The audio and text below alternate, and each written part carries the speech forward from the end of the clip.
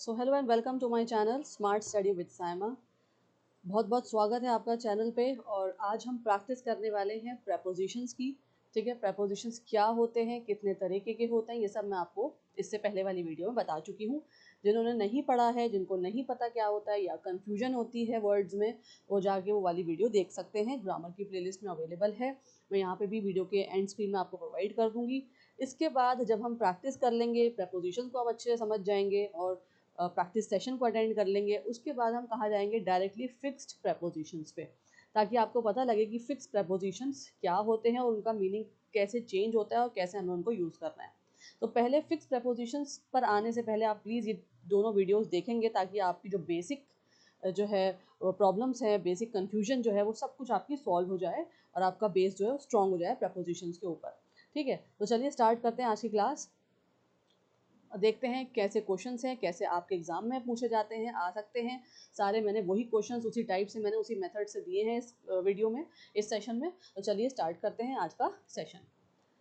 Session 1 देखते हैं। Section 1 में क्या है, देखिए फर्स्ट क्वेश्चन है। इस सम पे आपको प्रपोजिशंस ही भरने, लेकिन मीनिंग के हिसाब से, कंसेप्ट के हिसाब से, जो रूल्स और मैंने कंसेप्ट आपको इससे पहले वाली वीडियो में समझाए हैं, वो सारे यहाँ पे अप्लाई होंगे, ताकि आपको एग्जाम में कंफ्यूजन ना हो, ब्रेन फॉग ना हो जाए। ठीक है, ही is married dash a lawyer.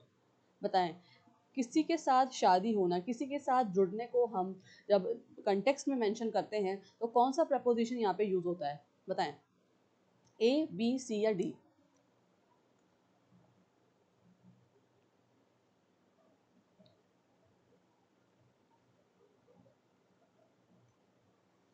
क्या होगा इसका answer? B, to. To, he is married, किससे शादी हुई है उसकी? To a lawyer. ठीक है, लॉयर से। चलिए सेकंड पे आ जाइए। She has been waiting dash 2 hours. मैंने आपको बताया था जहाँ पे आवर्स की बात हो तो वहाँ पे क्या आएगा? फॉर। ठीक है, she has been waiting for 2 hours, तो B is the right answer. Question number 3, the child ran dash the road and disappear dash the crowd. अब इस फिलर में दो फिलर्स हैं, 1 एंड सेकंड, इस तरह से भी आपसे आ सकता है। तो बताएं यहाँ पे क्या आएगा, ए, बी, सी या डी?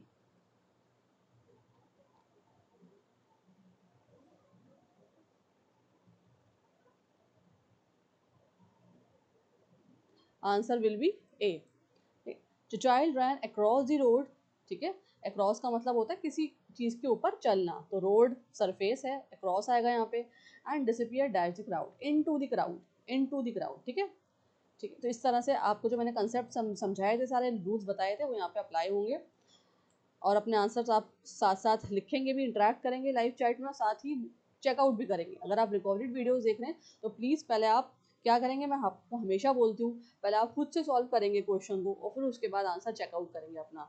यही बेस्ट तरीका है। ठीक है ना, बुक्स में भी तो ऐसे ही होता है ना। अगर आप ग्रामर की कोई बुक उठाएंगे, ब्रैंड मार्टिन उठाएंगे या कुछ भी ऑक्सफोर्ड की उठाएंगे, तो क्या करेंगे, आप देखेंगे उसमें प्रैक्टिस सेशंस तो होते हैं, फिर ब्लैंक्स, लेकिन आंसर्स भी गिवन होते हैं बैक साइड पे नीचे। तो पहले आप आंसर नहीं देखते, पहले आप खुद फिलअप करते हैं सारी एक्सरसाइज को, then you can check the answers, है ना। तो इसमें भी आप ऐसे ही करेंगे कि पहले आप जो है क्वेश्चन आंसर्स क्वेश्चंस को देखेंगे, समझेंगे क्या कंटेक्स्ट है, क्या स्टेटमेंट प्रोवाइडेड है, क्या पूछा गया है, ऑप्शंस को देखेंगे, फिर अपना आंसर चेक करेंगे। ठीक है, तो चलिए इसमें क्या आएगा, he discuss dash the proposal yesterday.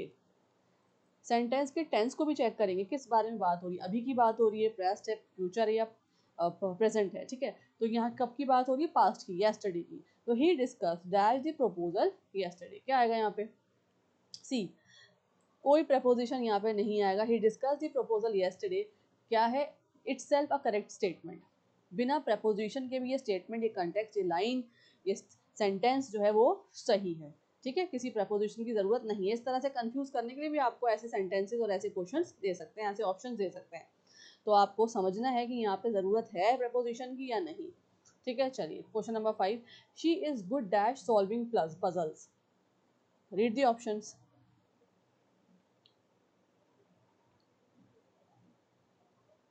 क्या होगा इसका answer? B, she is good at solving puzzles. At आ जाएगा यहाँ पे। ठीक है, किस में है वो अच्छी? सॉल्व करने में, पजल्स को। चलिए question number 6, he divided the property dash his two sons. Now what preposition will come here? The options are provided in front of you, A, B, C and D. Choose the right option and fill the blank. He divided the property dash his two sons. अब यहाँ दो लोगों की बात हो रही है, you can see there are two sons in the sentence, ठीक है, टू सन्स, तो क्या आएगा बिटवीन। मैंने आपको बताया था जब दो लोगों की बात हो तो क्या आता है बिटवीन, ठीक है। चलिए question number 7, she reach the station just dash time to catch the train, what will be the answer, A B C और D.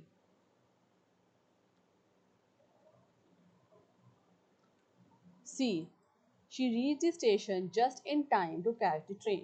Okay, so we are mentioning here time, so for mentioning the time, for completing the sentence, what we will use in as in preposition. Coming to the 8th question, he is fond dash classical music, what will be the correct option?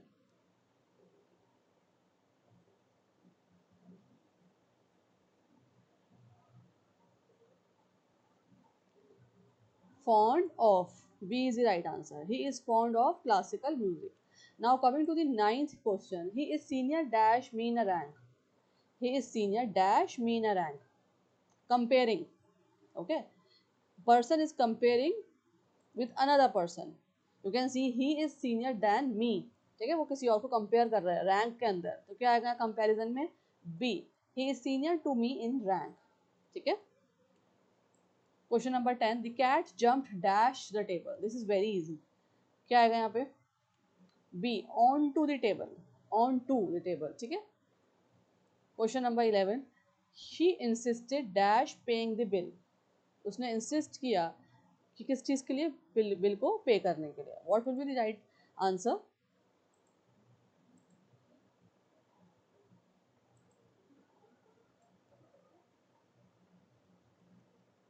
Answer will be B, she insisted on paying the bill.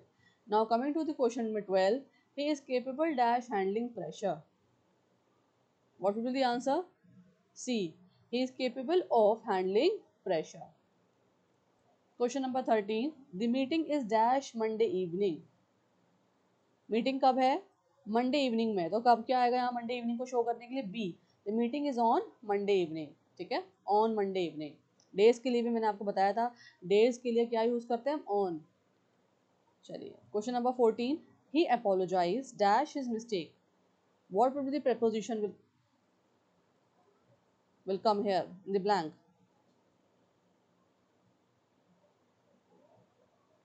he apologized dash his mistake, for, to, about or on,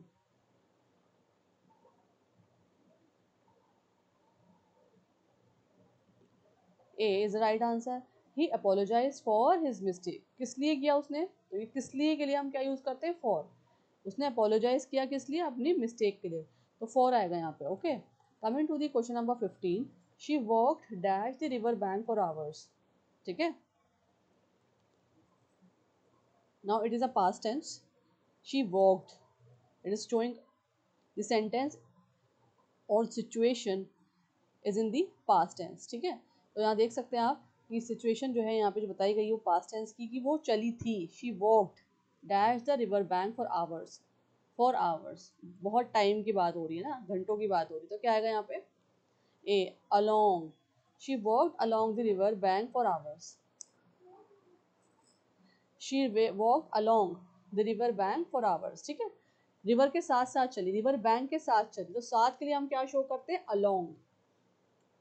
Question number 16, he sat dash me during the lecture.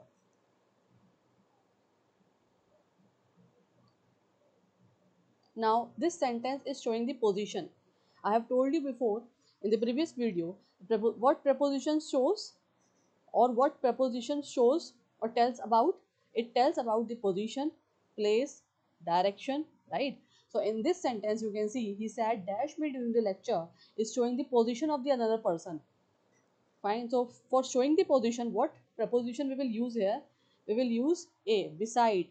Beside का मतलब क्या होता है, बराबर में, तो वो कहाँ बैठा, बराबर में बैठा, कब, लेक्चर के दौरान, ठीक है, सेशन के दौरान। चलिए आगे बढ़ते हैं। Now coming to question number 17, he prefers coffee dash tea, what will be the right preposition according to you? Choose the right option and send me the answer in the chat box. वो prefer करता है coffee चाय के ऊपर, क्या आएगा यहाँ पे, C, he prefers coffee to tea, simple sentence, चाय से, चाय के ऊपर या चाय से ज़्यादा वो क्या प्रेफर करता है, coffee. Question number 18, she is afraid dash snakes. किससे डरती है वो?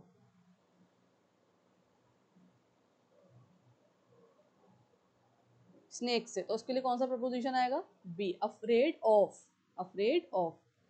Coming to the 19, he arrive dash the airport early. This sentence is showing time and for time there are different preposition for everything. Position के लिए अलग बताए थे मैंने आपको ना, टाइम के लिए अलग बताए थे, डायरेक्शन के लिए अलग बताए थे, और फिर उसके बाद मैंने आपको बताया था एक कंफ्यूज जो हो जाते हैं मीनिंग्स के अंदर, जो हम एक जैसे लगते हैं प्रपोजिशंस, उसमें भी आपको मैंने डिफरेंस बताया था और रूल्स कंसेप्ट आपको सब समझाए थे। तो वही यहाँ पे आपको अप्लाई करने हैं। क्योंकि यहाँ पे टाइम शो हो रहा है ना कि वो जो अराइव एयरपोर्ट पे कब आ गया, जल्दी आ गया, तो उसके लिए क्या आएगा? B, he arrive at the airport early. ठीक है, चलिए coming to the 20th question, choose the correct sentence. Now you have 4 sentences in front of you, A, B, C and D. Read them out and tell me according to you which is the correct option.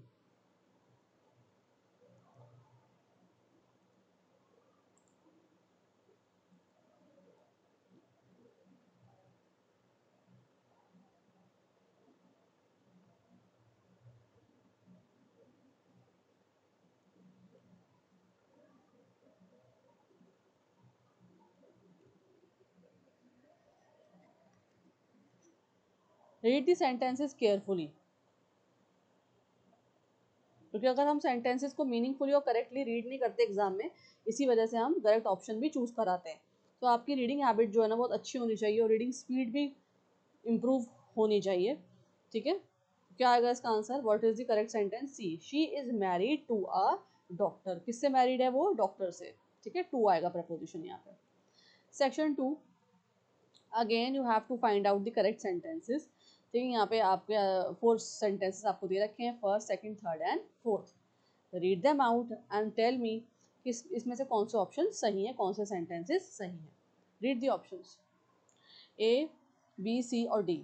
पहले आप क्या करेंगे, लेकिन sentences को read करेंगे, first, second, third and fourth.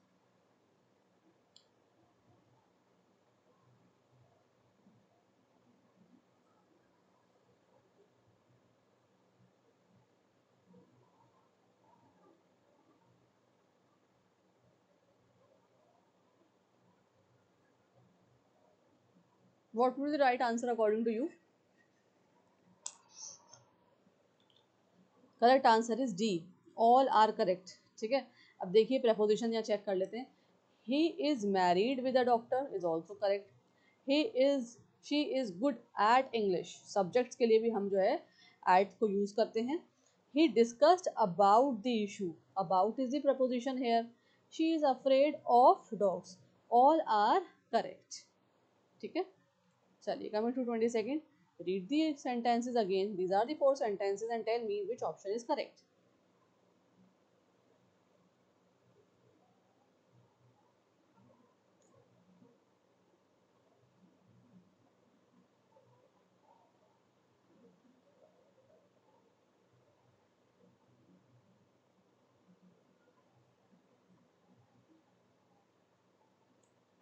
Answer is D, all are correct. You can see he is senior to me in rank. She insisted on going there. He is capable to solve this problem. She is fond of music. All are correct. Coming to 23rd, again read the options, read the sentences and write the perfect answer in the chat box.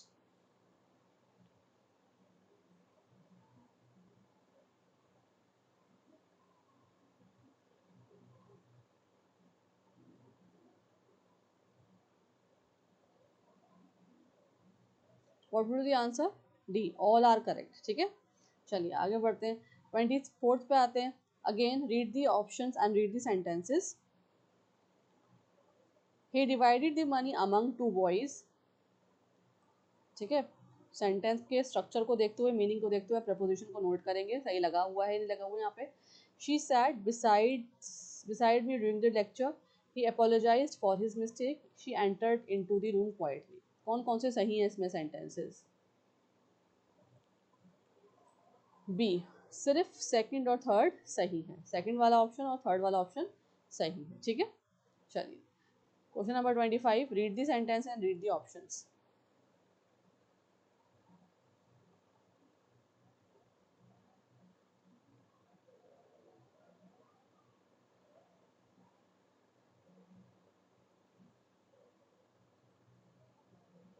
Answer is D, all are correct. ठीक है, चलिए 26, again read the sentences and options.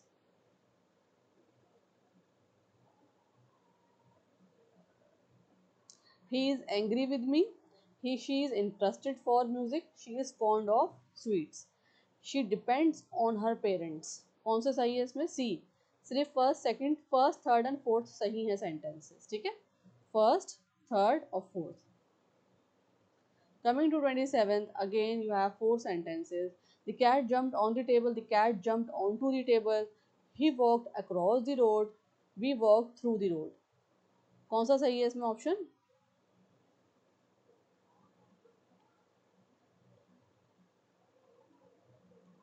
Correct answer is D, all are correct with their meanings. अगर आप इनके preposition के साथ meaning भी देखेंगे तो सबके मीनिंग्स और ग्रामेटिकल स्ट्रक्चर सही है। Coming to 28, again read the options.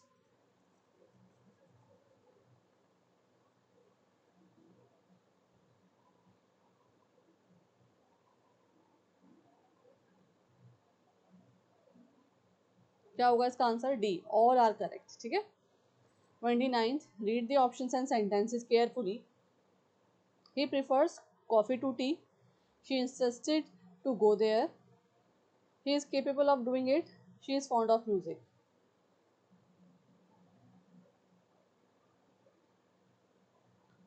Only D is correct. ठीक है, ऑल आर करेक्ट। ठीक है,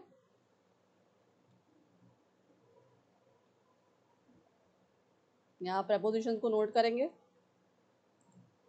ठीक है, चलिए question number 30, read the options and then sentences.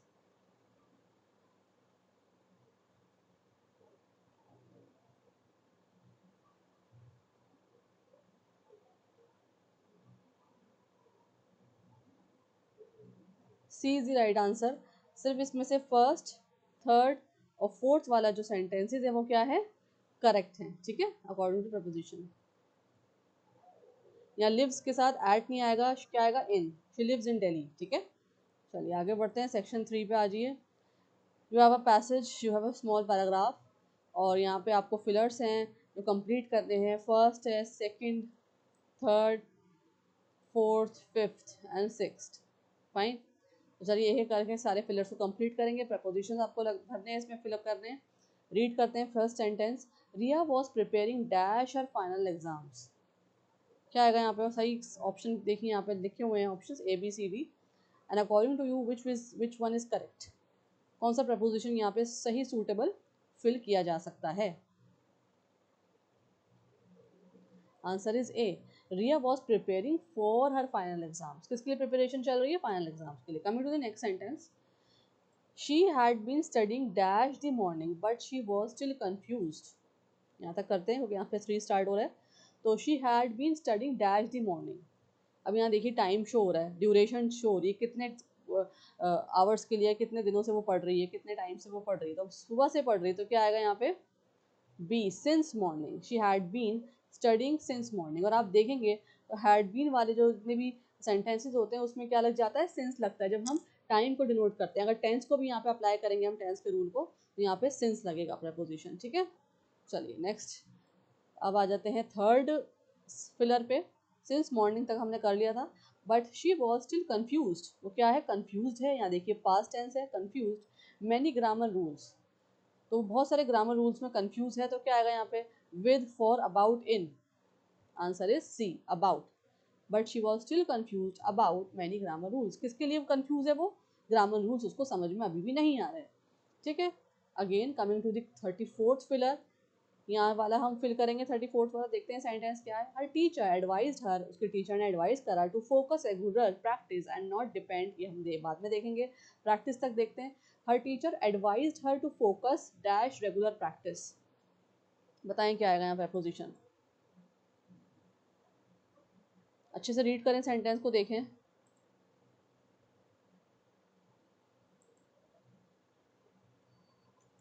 Answer will be ए। उसकी टीचर ने क्या फोकस करा, क्या बोला, एडवाइस क्या करा है? Her teacher advise her to focus on regular practice, कि वो रेगुलरली प्रैक्टिस करती रहे और ग्रामर रूल्स को देखती रहे, कंसेप्ट उसके अपने आप ही प्रैक्टिस के थ्रू क्लियर हो जाएंगे, समझ में आ जाएंगे। ठीक है, आगे बढ़ते हैं। प्रैक्टिस आगे यहाँ से देखते हैं। And not depend dash memorisation alone, सिर्फ मेमोराइजेशन पे वो डिपेंड ना रहे। तो बताइए इसमें कौन सा आएगा प्रपोजिशन? इन, ऑन, एट या फिर by. 4 options are here. Answer is B. And not depend on memorization alone, सिर्फ मेमोराइजेशन पे डिपेंड ना रहे। ये मैं भी आपसे कहती हूँ, राइट, कि सिर्फ आप रोड लर्निंग कर लेंगे या थियोरेटिकल वीडियोस इसकी देख लेंगे ग्रामर की, specially I am saying about grammar.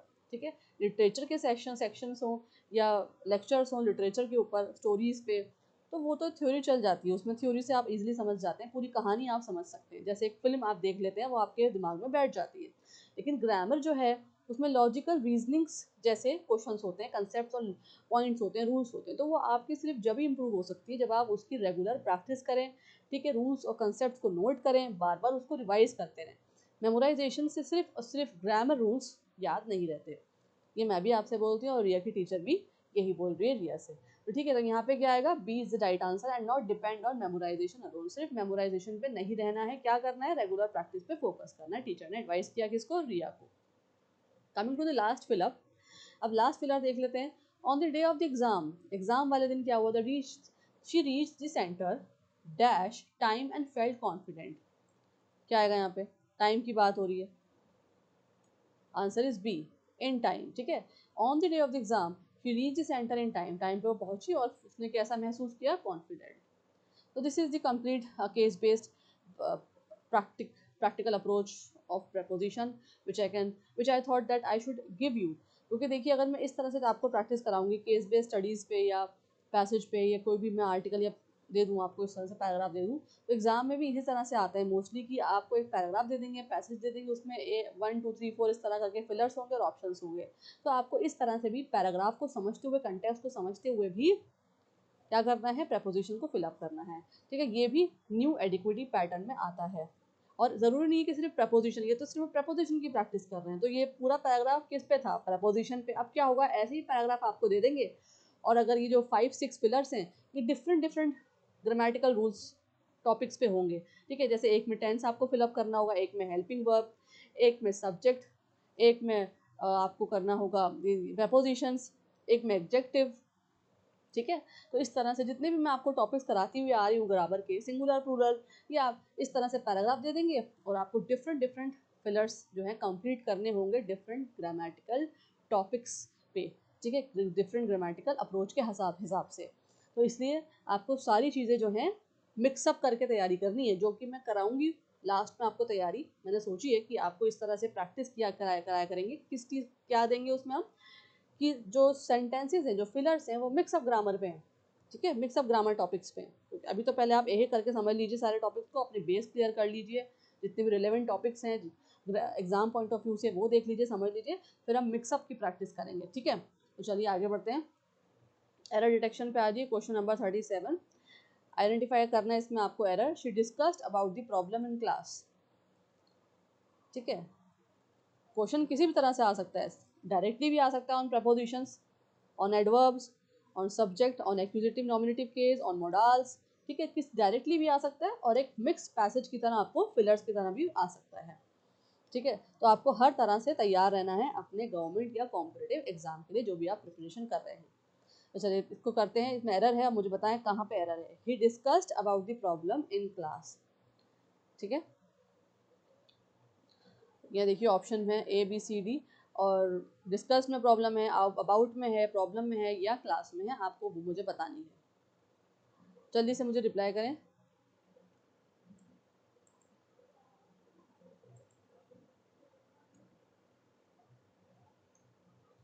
Answer is B, about में प्रॉब्लम है। ठीक है, ही discussed about the problem in class. ठीक है, क्वेश्चन नंबर 38, इसमें से भी सेंटेंस में आपको क्या करना है? एरर को फाइंड आउट करना है। She has been working here since 2 years। बताएं यहाँ पे कहाँ है एरर? ए बी सी और D. Answer is C, since. नहीं, कहाँ कहाँ पे एरर? सिंस में। She has been working here since 2 years। Sentence को आपको इम्प्रूव करना है। Question number 39, she is married with a doctor. अब इसको आप इम्प्रूव करके लिखिए, क्या आ सकता है यहाँ पे इम्प्रूवमेंट अगर आप करें सेंटेंस की तो क्या आएगा? A, she is married to a doctor. ठीक है, विद भी आ सकता है, लेकिन अगर इसको इम्प्रूव करके लिखेंगे तो two is the better option than with. ठीक है, बेटर में देखा जाए तो पहले हम टू को कंसिडर करेंगे, बाद में विद को। Question number 40, he prefers tea than coffee. Improve करना है तो क्या आएगा यहाँ पे? B. Again I am saying then is also right. ये मत सोचिए कि देन गलत है, यहाँ पे then is also right according to the sentence, according to the structure of the sentence, ये सही है। लेकिन अगर हम बेटर प्रेफरेंस देखें और प्रपोजिशन को स्पेसिफिक अगर हम देख रहे हैं तो फर्स्ट आएगा टू, देन उसके बाद देन। ठीक है, तो पहले टू आ जाएगा। Section 4 again fillers, he has been living here dash 10 years। ठीक है, dash 10 years। He has been living here dash 10 years. What would be the right answer?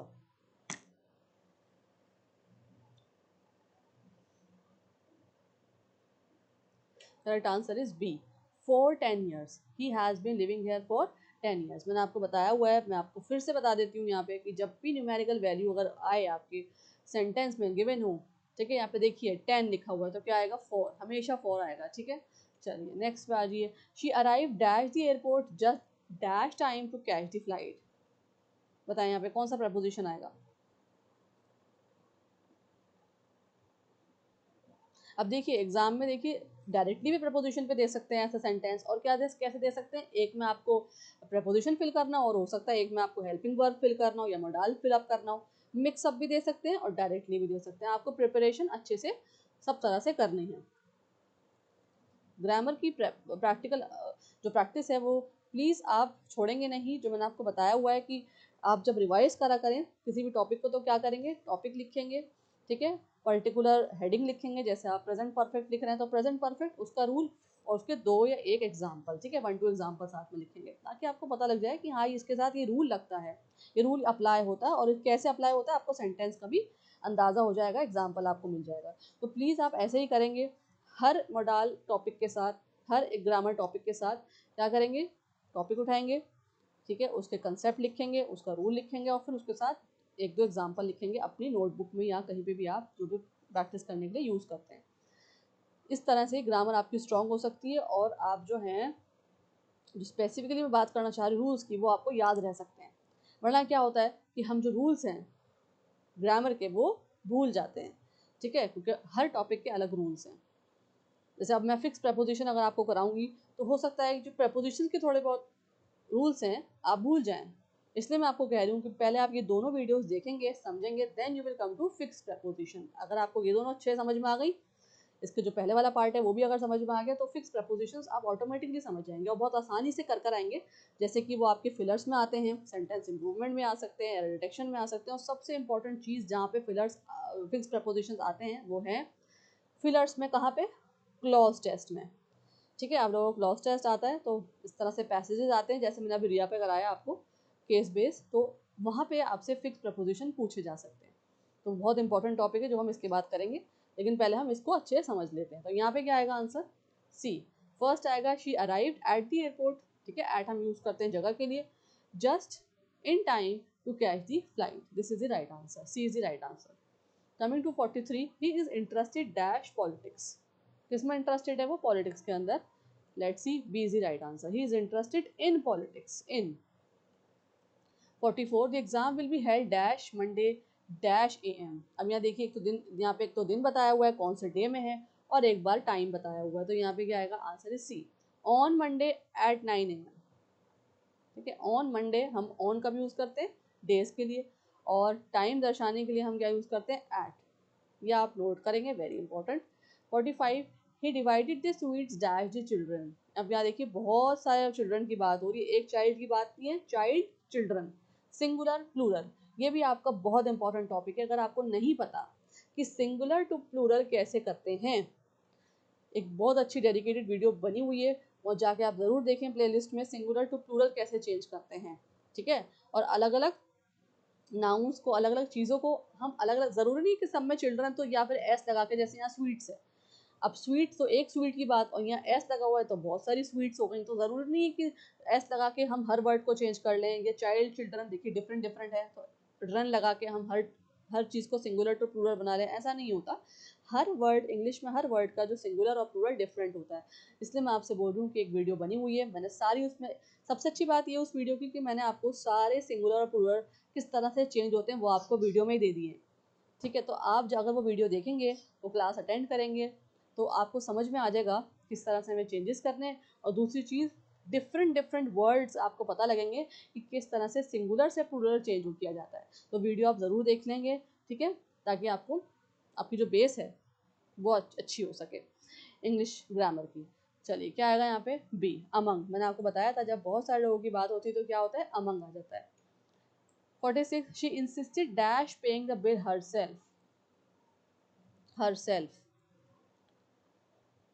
क्या आएगा यहाँ पे, answer is B, she insisted on paying the bill herself। उसे insist किया कि वो खुद ही बिल पे करेगी। Again 47, he is superior dash his colleagues. वो सुपीरियर है अपने कलीग से। Answer is B, 2 is the right answer. 48, she walked the dash bridge and then went the dash tunnel. Very easy.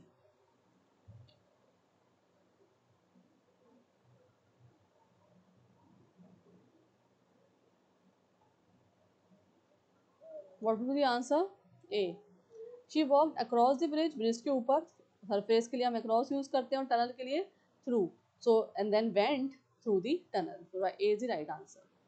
Question number 49, he prefers working at night dash working in the morning. क्या prefer करता है वो, night में काम करना, बल्कि morning से ज़्यादा कब प्रेफर करता है काम करना, वो नाइट में। तो क्या आएगा यहाँ पे, C, he prefers working at night to working in the morning. Then भी आ सकता है, देन भी आ सकता है, ठीक है, he prefers working in night then working in the morning. लेकिन प्रेफर हम सबसे पहले किसको करेंगे, टू को देखेंगे। सेकंड ऑप्शन देन, अगर टू अवेलेबल नहीं है, एमसीक्यूज अगर आपके एग्जाम में आए और टू नहीं है और देन अवेलेबल है, तो आप देन को चूज कर कराएंगे, टू नहीं करेंगे, ठीक है, दोनों ही सही हैं। Question number 50, choose the correct sentence. इसमें से सही सेंटेंस चूज करिए जो आपको लग रहा है कि ग्रामेटिकली सही है और जहाँ पे प्रपोजिशन सही तरह से लगे हुए हैं, यूज हुए हुए हैं। Read the sentences.